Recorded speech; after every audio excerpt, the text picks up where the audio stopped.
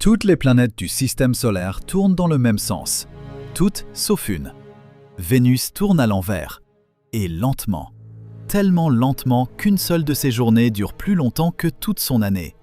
243 jours terrestres pour faire un tour sur elle-même. 225 pour faire le tour du Soleil.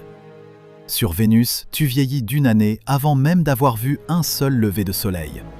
Et ce lever de soleil, quand il finit par arriver, ne vient pas de l'Est, il vient de l'Ouest. C'est probablement l'anomalie la plus dérangeante du système solaire.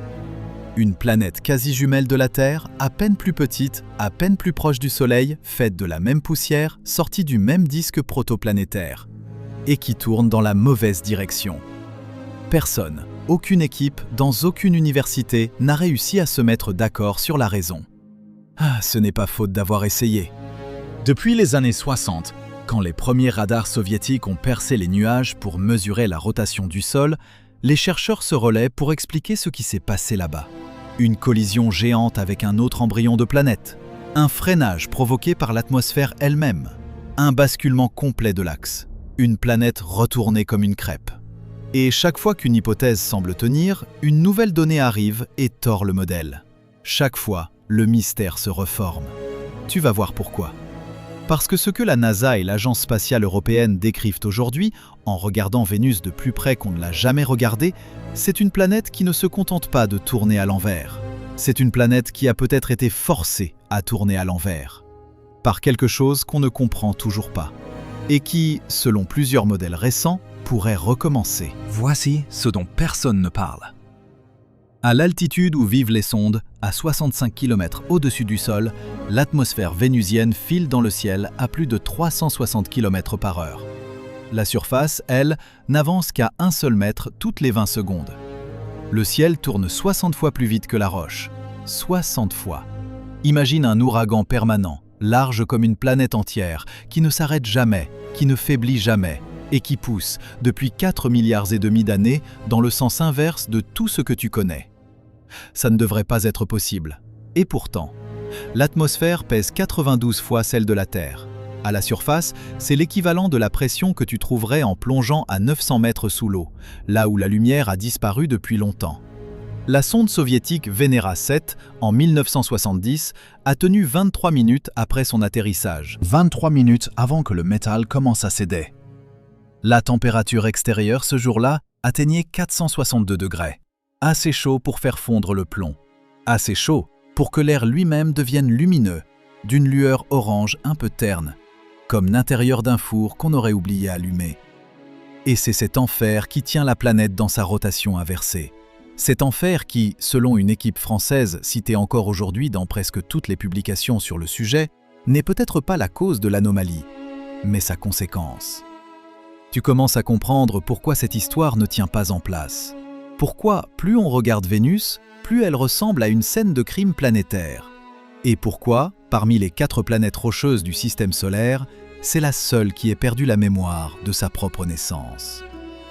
Reviens en arrière avec moi, quelques décennies, jusqu'au moment où les humains ont compris pour la première fois ce qui clochait.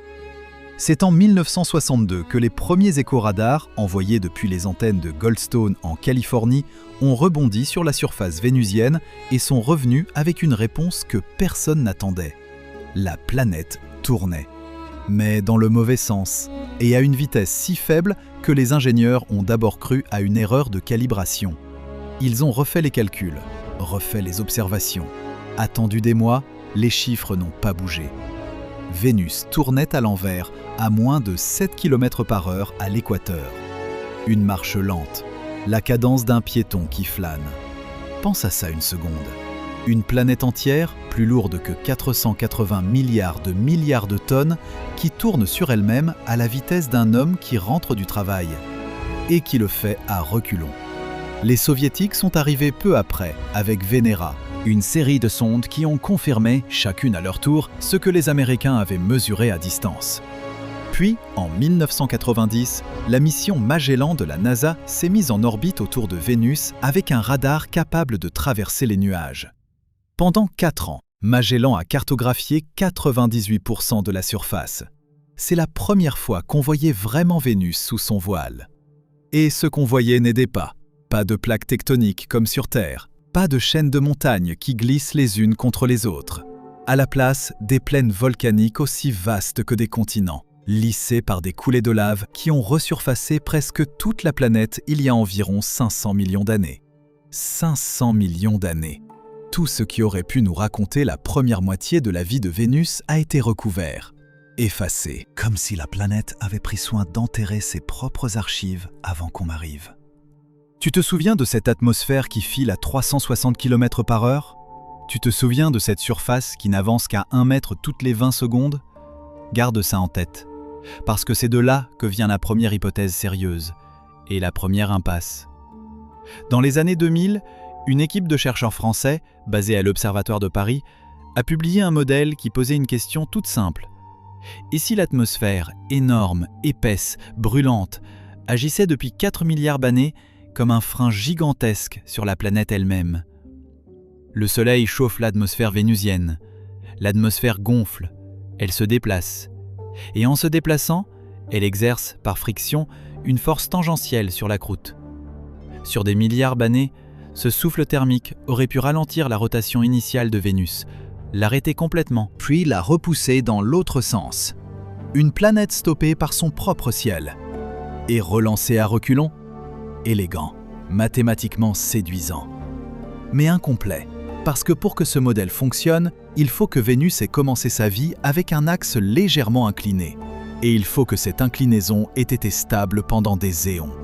Or, les simulations plus récentes, publiées par une équipe européenne dans les années 2010, suggèrent que Vénus aurait pu basculer entièrement sur son axe à plusieurs reprises au cours de son histoire. Un retournement complet. La tête en bas, puis la tête en haut, puis la tête en bas à nouveau. À chaque retournement, le sens apparent de sa rotation s'inverse, vu de l'extérieur, sans que la planète elle-même ait eu à changer de direction. Et là, tu sens le problème. Vénus tourne-t-elle vraiment à l'envers ? Ou bien Vénus est-elle à l'envers, tout simplement ? Une planète posée sur la tête, qui tourne dans le sens normal, mais vue d'en bas. Personne ne peut le dire avec certitude. Et c'est précisément ce qui rend cette histoire insupportable. Continue. Parce que si Vénus est peut-être posée sur la tête au sens propre, alors la question change de nature. Ce n'est plus seulement « pourquoi tourne-t-elle dans la mauvaise direction ?» C'est « qu'est-ce qui a pu retourner une planète entière comme un sablier ?» Et là, les modèles deviennent moins rassurants. Une équipe américaine, au début des années 2000, a proposé une hypothèse que la plupart des chercheurs évoquent à mi-voix. Une collision. Pas un petit impact, un choc cataclysmique entre la jeune Vénus et un autre embryon planétaire, à peu près de la taille de Mars. Un peu comme l'événement qu'on soupçonne d'avoir donné naissance à la Lune autour de la Terre. Sauf que dans le cas de Vénus, le projectile n'aurait pas créé de satellite. Il aurait frappé la planète de manière presque tangentielle, et il l'aurait fait basculer. Pas exploser, pas briser, retourner. Pense à ça. Une boule de roche en partie fondue, à peine refroidie, encore brûlante de sa propre naissance, qui reçoit un coup latéral de plusieurs milliers de kilomètres de diamètre. Le moment cinétique du choc force l'axe de rotation à se renverser. Après s'être stabilisée pendant des dizaines de millions d'années, la planète finit par tourner dans ce que nous appelons aujourd'hui le mauvais sens. Le scénario est cohérent, il est même séduisant. Mais il a un défaut. Si Vénus avait été frappée à ce point, on devrait en trouver des traces. Une grande cicatrice dans le manteau, une asymétrie de densité, une signature gravitationnelle nette. Or, les données recueillies par la sonde européenne Venus Express, en orbite de 2006 à 2014, n'ont rien montré de tel. Le manteau vénusien semble étonnamment uniforme. Trop uniforme peut-être pour avoir encaissé un coup pareil. Et voici ce dont presque personne ne parle. Vénus n'a pas de champ magnétique digne de ce nom. Pas de magnétosphère pour dévier le vent solaire. La Terre en a un, et nous lui devons probablement notre survie. Mars a perdu le sien il y a très longtemps, et tu vois ce qui lui est arrivé. Une atmosphère arrachée morceau par morceau. Une planète sèche, rouge, morte. Vénus, elle, devrait en avoir un. Elle a presque exactement la même taille que la Terre, presque exactement la même masse, le même noyau de métal liquide. Et pourtant, son champ magnétique est si faible qu'on a du mal à le mesurer. Pourquoi ? les chercheurs ont une réponse partielle. Pour fabriquer un champ magnétique planétaire, il faut un noyau qui se refroidit et qui brasse son métal liquide à grande vitesse. Et pour qu'un noyau se refroidisse correctement, il faut que la planète tourne assez vite pour entretenir les courants de convection à l'intérieur. Vénus, qui tourne à la vitesse d'un piéton qui flâne, ne tourne tout simplement pas assez. Son cœur s'est calmé, son moteur magnétique s'est éteint. Et sans champ magnétique, le vent solaire frappe directement le sommet de l'atmosphère, arrachant des particules une à une depuis des milliards d'années. Tu vois le piège qui se referme ? La rotation à l'envers de Vénus n'est pas qu'une bizarrerie de cosmologie. C'est peut-être la cause de tout le reste. De l'absence de bouclier magnétique, de la fuite lente de l'eau qui a probablement existé là-bas pendant les premières centaines de millions d'années, de l'effet de serre devenu fou, de la température de four, du ciel jaune et lourd, de l'enfer permanent qui couvre aujourd'hui la planète d'un horizon à l'autre. Une planète qui se met à tourner trop lentement, dans le mauvais sens, finit par mourir d'une manière très précise. Vénus est peut-être cette mort. Une fois la rotation cassée, plus rien ne fonctionne comme avant. Le noyau dort, le champ magnétique tombe, l'atmosphère gonfle, la pression écrase, la chaleur s'installe pour de bon. Et il n'y a plus de retour en arrière. Aucun. La Terre à côté ressemble à une survivante, une planète qui a eu de la chance. Une exception dans un système solaire où la règle, peut-être, c'est Vénus. Et c'est là que les choses deviennent plus inconfortables encore. Parce que jusqu'à très récemment, la communauté planétaire considérait Vénus comme un cadavre. Une planète morte, fossilisée dans son enfer, dont l'histoire s'était figée il y a un demi-milliard d'années. On la regardait comme on regarde une scène figée derrière une vitre. On notait l'anomalie, on haussait les épaules, on passait à autre chose. Et puis, en 2023, une équipe américaine a relu les archives de la sonde Magellan. 30 ans après les premières mesures, 30 ans plus tard. Et ce qu'ils ont vu dans les vieilles cartes radar, personne ne s'attendait à le voir. Un volcan. Maat Mons. Un sommet qui dépasse les 8 km de hauteur. Un volcan qui, entre deux passages de la sonde, à 8 mois d'intervalle, avait changé de forme. Une bouche de cratère qui s'était élargie, déformée, remplie de quelque chose. De la lave, vraisemblablement. De la lave fraîche. Sur une planète qu'on croyait morte. Et ce n'était pas un cas isolé. Dans les mois qui ont suivi, d'autres équipes ont repassé les mêmes vieilles données et trouvé des signatures comparables dans d'autres régions. Des écoulements récents, des points chauds. Des indices que la surface vénusienne, sous ses 500 millions d'années d'apparente quiétude, n'a peut-être jamais vraiment cessé de bouger en silence. Tu réalises ce que ça veut dire. Vénus n'est pas un cadavre. Vénus respire encore. Vénus pulse. Et si Vénus pulse, alors l'histoire qu'on s'est racontée pendant 50 ans, celle d'une planète stabilisée à reculons par son atmosphère, celle d'un retournement antique qui aurait gelé son destin il y a des éons, cette histoire-là est en train de craquer. Parce qu'une planète géologiquement active, c'est une planète qui peut encore bouger, qui peut encore changer.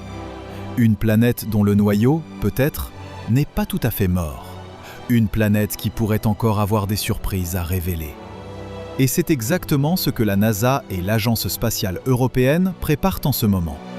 3 missions, 3 sondes, toutes pointées vers Vénus. Da Vinci, qui doit plonger à travers l'atmosphère vers la fin de cette décennie et goûter chaque couche de gaz pendant sa descente. Veritas, qui doit cartographier la surface avec une précision bien supérieure à celle de Magellan. Envision, la mission européenne qui doit chercher les signes d'activité tectonique en cours. 3 yeux braqués sur une planète dont soudain, plus personne ne sait vraiment ce qu'elle est. Et les chercheurs qui travaillent sur ces missions, en privé, finissent souvent par dire la même chose. On ne s'attend plus à ce qu'on croyait, on s'attend à des surprises. Vénus est passée, en quelques années, du statut de planète résolue à celui de planète à problème. Et ce que les modèles les plus récents commencent à suggérer, c'est encore pire. Garde ça à l'esprit. Le ralentissement de la rotation vénusienne n'est peut-être pas terminé. Plusieurs simulations, présentées dans des conférences planétaires depuis 2020, montrent que la planète pourrait encore être en train de perdre lentement de l'élan. quelques minutes par siècle. Quelques minutes. Sur des centaines de millions d'années, ces minutes s'additionnent. Et il n'est pas exclu que, dans un futur géologique lointain, Vénus s'arrête complètement. Une face figée vers le Soleil, brûlée à blanc. Une face figée vers la nuit, plongée dans une obscurité éternelle. Une planète coupée en deux par sa propre paralysie. C'est l'un des scénarios sérieux qui circulent aujourd'hui, pas dans des tabloïds, dans des publications scientifiques. Et le pire, c'est qu'on commence à se demander si quelque chose de semblable, à plus petite échelle, ne pourrait pas un jour menacer la Terre. Pas demain, pas dans 1000 ans, mais sur des échelles cosmiques, ces accidents-là ne sont pas exceptionnels, ils sont la norme. Vénus est la preuve qu'une planète presque jumelle de la nôtre peut être basculée, ralentie, retournée, vidée et finir en cocotte-minute permanente. Et personne, dans aucune équipe, ne peut te promettre avec certitude que la Terre est définitivement à l'abri. Et c'est précisément ici que la conversation prend un tour que la plupart des chercheurs préfèrent ne pas tenir en public. Parce que pour qu'une planète bascule, pour qu'elle ralentisse, pour qu'elle s'arrête, il faut une cause. Et toutes les causes connues, sans exception, existent aussi dans notre voisinage. Le Soleil chauffe la Terre exactement comme il chauffe Vénus. Notre atmosphère, plus mince, plus froide, est traversée par les mêmes courants thermiques. Plus mince, pour l'instant. Les concentrations de dioxyde de carbone dans l'air terrestre, depuis le début de l'ère industrielle, ont augmenté de près de 50%. 50% en 2 siècles. Une fraction de seconde à l'échelle géologique. Et Vénus, au cas où tu l'aurais oublié, c'est la planète où l'effet de serre s'est emballé jusqu'à porter la surface à 475 degrés. Une température qui fait fondre le plomb. Qui efface l'idée même de vie. Personne, dans aucun laboratoire sérieux, ne prétend que la Terre va devenir Vénus demain. Personne. Mais les modélisateurs qui passent leur nuit à faire tourner des simulations climatiques savent quelque chose que peu de gens à l'extérieur ont entendu. Le seuil au-delà duquel un effet de serre s'emballe n'est pas une ligne nette. C'est une pente. Et personne ne sait exactement où elle commence. Tu te souviens de la rotation de Vénus, à 7 km/h ? Ce n'est pas qu'une bizarrerie. C'est la signature d'un système couplé qui s'est laissé glisser dans le mauvais équilibre. L'atmosphère a tiré sur la croûte a ralenti, le noyau s'est calmé, le champ magnétique est tombé, le vent solaire a grignoté l'eau, et la planète, privée de son humidité, n'a plus eu aucun moyen de réguler sa chaleur. 5 verrous qui ont sauté l'un après l'autre. Un effet domino qu'aucun observateur extérieur n'aurait pu arrêter, parce qu'il s'étend sur des millions d'années. Et la Terre, dans tout ça ? La Terre a un champ magnétique, encore.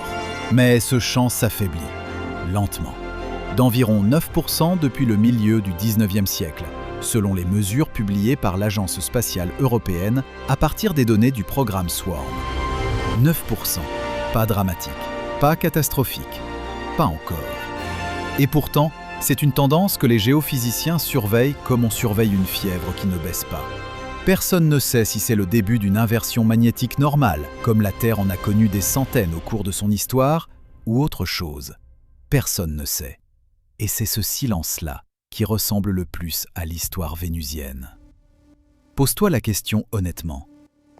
Si on découvrait demain qu'une seconde Vénus était en train de se former dans notre système, lentement, discrètement, sur une échelle de temps qui dépasse plusieurs vies humaines, est-ce qu'on aurait le courage de le dire clairement ou est-ce qu'on choisirait, comme tant de fois auparavant, de noyer l'information dans des graphiques et des hypothèses prudentes pour ne pas affoler quoi que ce soit ?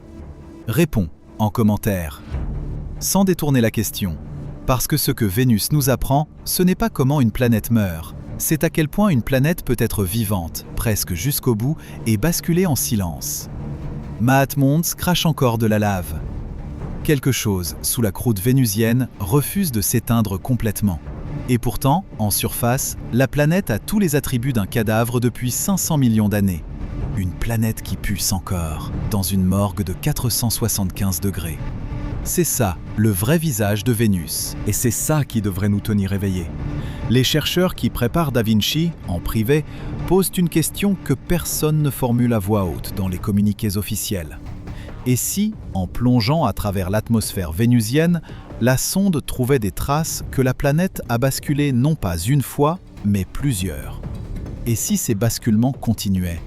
Et si Vénus, en ce moment même, sous nos yeux, n'avait pas encore atteint son état final?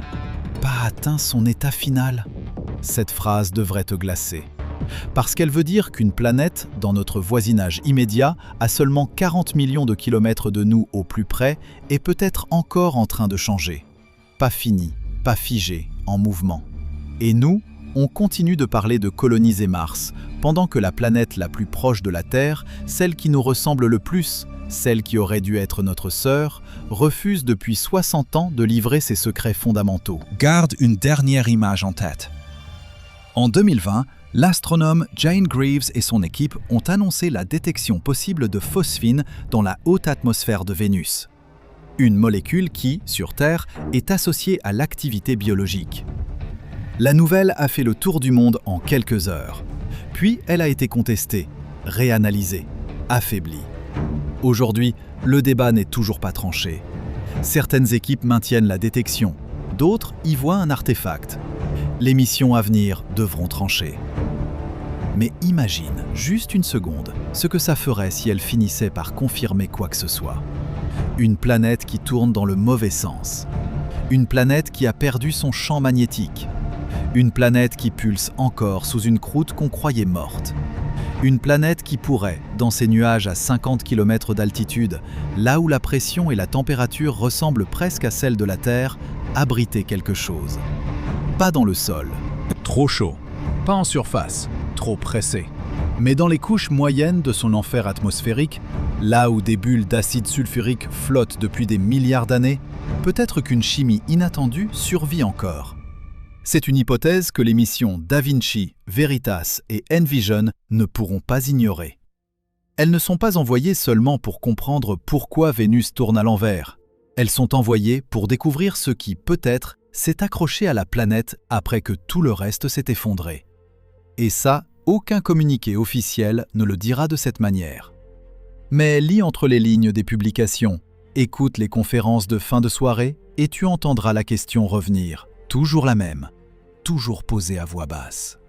Et si Vénus n'était pas un avertissement sur la mort des planètes? Et si Vénus était un avertissement sur ce que devient une planète qui a basculé? Pas morte, différente, devenue autre chose. Quelque chose qui tourne lentement, à l'envers, sous un ciel de plomb fondu, et qui continue, malgré tout, de faire ce que font les planètes vivantes. Quelque chose que nous n'avons pas de mots pour nommer encore. Tu as commencé cette vidéo en pensant à une simple bizarrerie de mécanique céleste, une planète qui tourne dans le mauvais sens. Tu la termines en réalisant que cette bizarrerie cache peut-être la plus grande question de la planétologie moderne.